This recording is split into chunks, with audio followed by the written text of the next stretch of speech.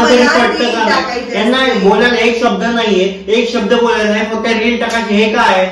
नमस्कार मंडळी, तर स्वागत आहे तुमचं आपल्या नवीन पॉडकास्ट मध्ये. मी वैभव देशमुख तुमचं स्वागत करत आहे आपल्या नवीन पॉडकास्ट मध्ये. दरवर्षीप्रमाणे दररोजप्रमाणे आज पण आपण पॉडकास्ट मध्ये एका खास व्यक्तीला, निर्लज्ज व्यक्तीला आमंत्रित केलेलं आहे पॉडकास्ट मध्ये, ते म्हणजे प्रतीक्षा थोरात मॅडम.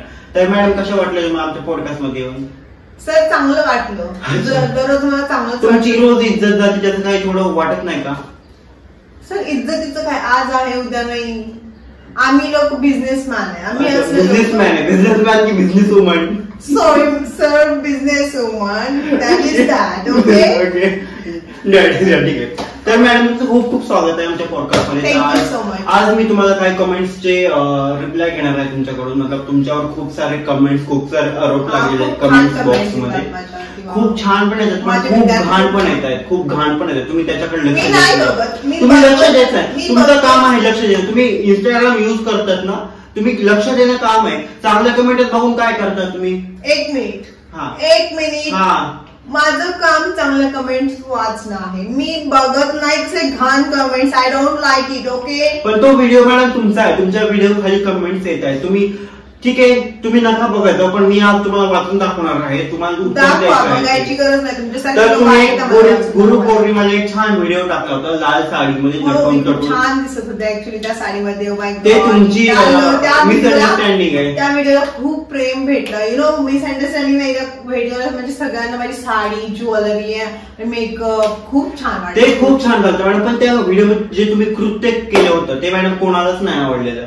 खूप जणांना त्याच्यावर मतलब इतकं ट्रोल केलं मॅडम, तुम्हाला इतक्या शिवाय दिलेल्या आहेत. त्या व्हिडिओमध्ये काय केलं तुम्हाला मी थोडक्यात सांगतो. त्या व्हिडिओमध्ये तुम्ही लाल साडी घेतलेली आहे, घातलेली आहे, आणि बसून असे पाय त्या टाकामध्ये ठेवून तुमचे स्टुडंट तुमचे पाय धुत आहेत. हे कुठला प्रकार आहे? मतलब स्टुडंट तुमचे पाय का धुत आहेत?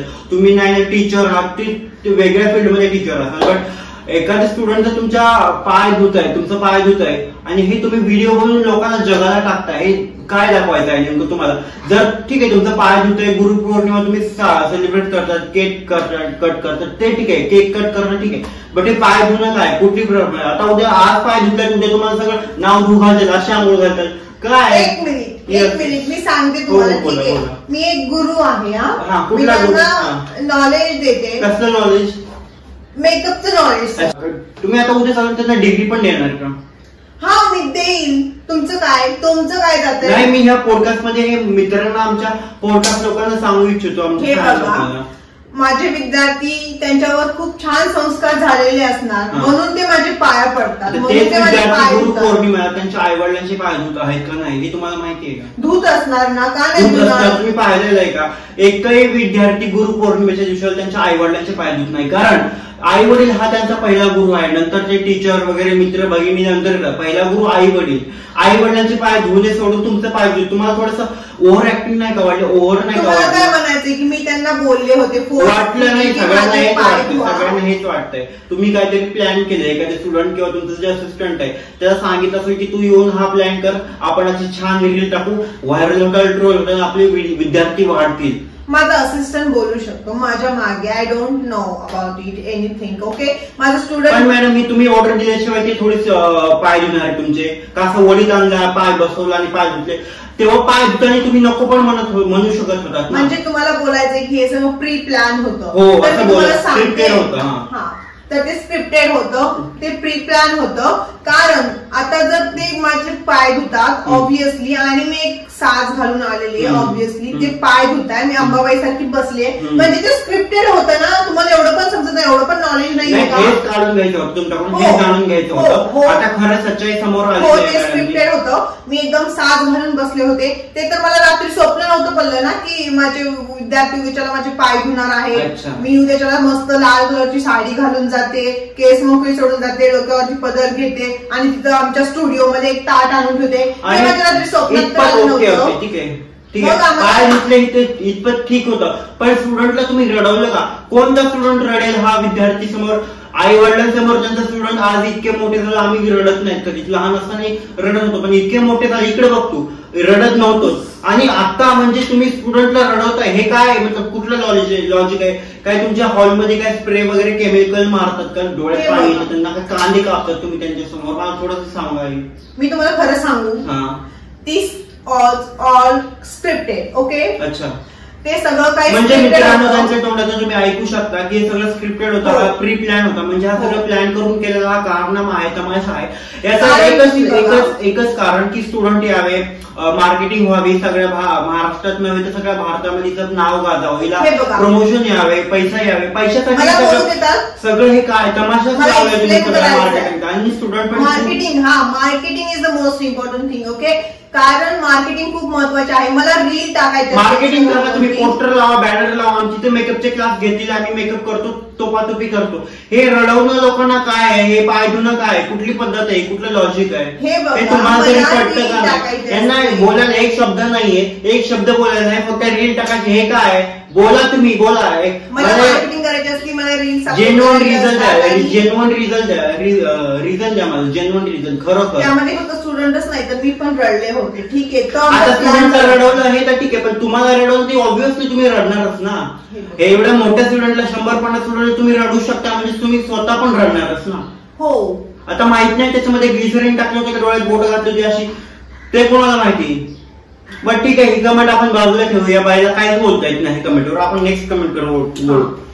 नेक्स्ट कमेंट आहे, स्वतःला काय महाराणी अप्सरा समजते की काय? म्हणजे तिला वाटतं माझ्यासारखे मेकअप आर्टिस्ट कुठेच नाही पुण्यामध्ये, पण तिच्या खूप छान छान मेकअप आर्टिस्ट, तिच्याहून खूप मोठ्या मोठ्या मेकअप आर्टिस्ट आहे. याच्यावर काय म्हणणं आहे? आणून दाखवा समोर. मी मान्य करते की मी या पुण्यामध्ये खूप सारे मेकअप आर्टिस्ट आहे, मेल फिमेल सगळे आहेत, पण तुमच्यासारखी ओव्हर ऍक्टिंग एकही मेकअप आर्टिस्ट बिलकुल पण करत नाही. मेकअप आर्टिस्ट एवढे मोठे मोठे पुण्यामध्ये आहेत ना, खूप छान छान मेकअप करतात, पण स्वतःला इतकं ओव्हर रिॲक्टेड नाही करत, ओव्हर ऍक्टेड बिलकुल पण नाही. आता तुम्ही जाताय कुठं प्लेन मध्ये, कुठं विमानामध्ये जाताय, कुठं इकडे जाताय तिकडे जाताय, बीचला, गोव्याला, हे टाकायची काय गरज आहे? हे बघा, लोकांपर्यंत पोहोचण्यासाठी त्यांच्या मनासारखं वागावं लागतं. ठीक आहे, अच्छा, उद्या लोक म्हणतील खावा, तुम्ही खाणार का? आम्ही आमचं बघून घेऊ. तुम्ही आणि तुमचं लोक म्हणजे तुम्ही खाणार म्हणजे खाणारच. ठीक आहे, ठीक आहे. पुढची कमेंट वाचतो मी. माझं पण मला बोलू देत नाही यार. एक पार्लरवाली म्हणजे एक मेकअप आर्टिस्ट, तिने आपल्याला कमेंट केली, माझं पण 10 वर्ष झालं एक पार्लर आहे, पण असल्या लोकांमुळे माझ्या पोटावर पाय दिलेला आहे या लोकांनी. आम्ही यांच्यासारखे छोटे कपडे घालून नाचू शकत नाही. याच्यावर काय म्हणणं आहे तुमचं? हे बघा, मी छोटे कपडे घालून नाचत नाहीये. अच्छा, ही जनरेशन तशी आहे. जनरेशन तशी म्हणजे तुमचा फॉल्ट नाही, जनरेशनचा फॉल्ट. जनरेशन त्यामध्ये फॉल्टच काय? ज्याची त्याची नजर आहे, ती नजर आहे. हा, मी करते कशासाठी? माझं ते माझी लेवल आहे, माझ्यापाशी पैसा आहे म्हणून मी करते. जर पैसा नसता, बाई तुझ्यापाशी पैसा नाही म्हणून तू करते. आता पैसा आलाय तुमच्याकडून, पैसा कुठून छापलाय सगळ्यांना माहितीये. कुठून छापला? मी कष्ट करते, कष्ट खूप करताय तुम्ही, हे तर सगळ्यांनाच माहितीये. पण पैसा हे कष्टाचा नाहीये, मला वाटतं रडण्याचा, पाय धुण्याचा असा कष्टाचा पैसा आहे हा. गाडीमध्ये व्हिडिओ टाकायचा, वेगवेगळे ड्रेस घालायचे, साड्या नेसायचे, व्हिडिओ टाकायचे, पैसा आला. पैसा इकडून येतो, पैसा कुठून येतो? पैसा इकडून येतो. मी कष्ट करते. एका स्टुडंटला तुम्ही 2-2 लाख रुपये घेतात, नुसतं मेकअपचे म्हणतात 1 लाख रुपये, पुन्हा त्यांची ज्वेलरी द्यायचं, आउटफिट द्यायचं, लेहंगा द्यायचा, आम्ही तुम्हाला हे प्रोव्हाइड करतो आणि पैसे द्या. ही कुठली बात आहे सर? ते प्रोडक्ट्स असतात, ऑल थिंग्स इन्क्लूड असतात त्याच्यामुळे. अच्छा, आणि माझं टाइम एका सेकंडचे पैसे घेते मी. ठीक आहे, माझा टाइम खूप महत्वाचा आहे. तुम्हाला वाटते मी अशी रोडवर पडलेली आहे का? नाही, तुम्ही खूप खूप मॅडम मोठे आहेत, खूप रोडवर नाही, तुम्हाला आबाळाच्या वर पण टाइम काढून आले. 1 सेकंडचे पैसे. पुढची कमेंट वाचतो मी. ज्या ज्या हडोळींने हिचे पाय धुतले त्यांना मानाचा मुजरा. एका जणांची कमेंट आहे, ज्या ज्या हडोळींने मॅडमचे पाय धुतले.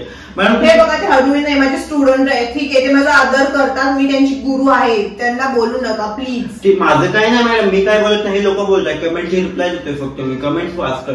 जर तुम्ही कमेंट्स पाहत नाही ना, त्याचं काम आहे माझं की कमेंट. माझ्या स्टुडंटला जे बोलतात त्यांचं मी सहन करत नाहीये. ठीक आहे, अच्छा, म्हणजे स्टुडंटला तुम्ही काय गोद घेतलंय का? गोद घेतलं नाही, मी त्यांचे सांभाळते. माझ्याकडे येताय, माझ्यावर विश्वास ठेवताय, ते पैसे देतायत माझ्या. तुम्ही घेताय पैसे? तुम्ही काय बोलत? पैसे घेताय? बघा, मी पैसे घेते, ते देताय. 10-10 सॉरी 50-50 ते 60-60 हजार रुपये ऍडव्हान्स घेते बाई.